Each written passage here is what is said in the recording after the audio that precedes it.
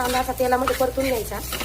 आता हा पण आपण एका प्लेटमध्ये काढून घेऊया आणि हे सर्व जे वाटण आपण भाजून घेतलेलं आहे ते थोडं थंड होऊन देऊया, मग मिक्सरला बारीक करूया।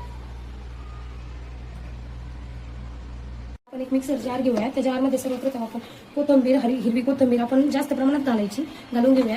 नंतर त्यामध्ये आपण हे सर्व भाजलेले जे कांदा, मिरची, धने, फुटाणे वगैरे हे सर्व घालून घेऊया।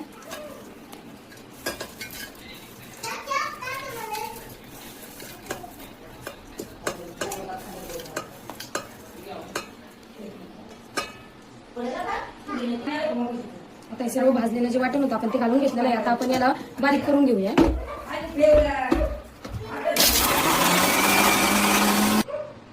आता यामध्ये आपण थोडं पाणी घालून घेऊया आणि पुन्हा बारीक करूया। आता हे मिश्रण अशा प्रकारे बारीक करून घेतलेलं आहे। थोडं थोडं पाणी घालून बारीक करून घ्यायचं।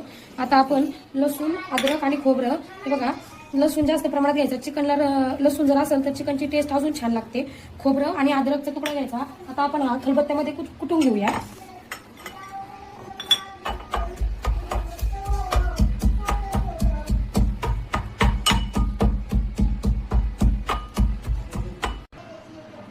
आता अशा प्रकारे आपलं बघा कुटून झालेलं आहे।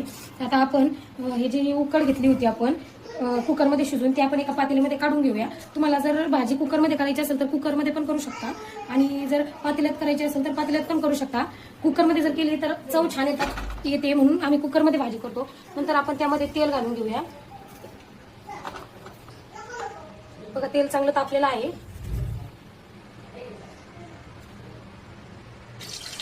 तेल तापल्यावर त्यामध्ये आपण जे लसूण, अद्रक, खोबरं कुटून घेतलं होतं ते घालूया। त्याला हलवून घेऊया।